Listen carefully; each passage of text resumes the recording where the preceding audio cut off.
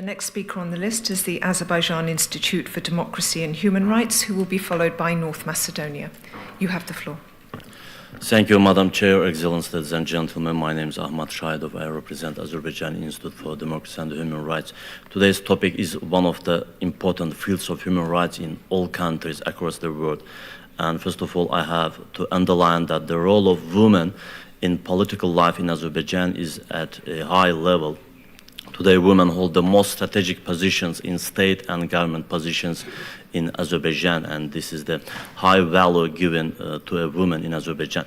Despite this fact, violence against women and girls in society is reflected in its various forms. I would like to briefly express the current situation in this field in Azerbaijan. Also, Azerbaijan is a secular state. There are cases of violations of the rights of women and girls in some regions, especially in regions and villages where religious propaganda is intense.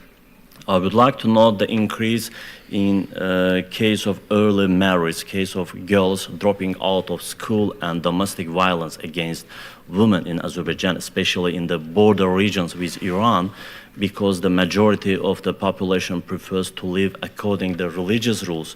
There are often cases of girls being deprived of education and getting married at the age of 15 or 16. And the situation has reached such a point that today the number of marriages and divorces in Azerbaijan has equaled.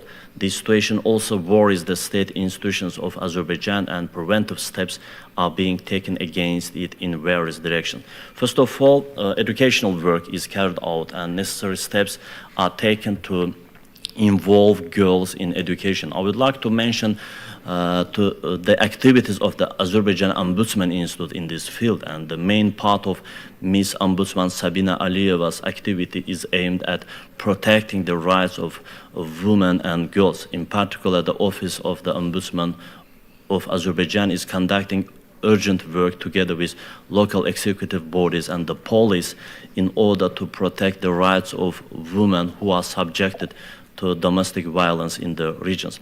I think that protecting the rights of women and girls is also the responsibility of the whole society.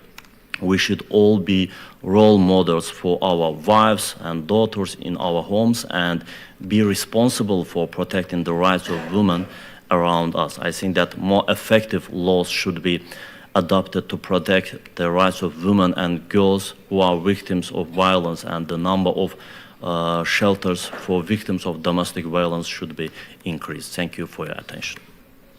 Thank you for your intervention. The next speaker on the list.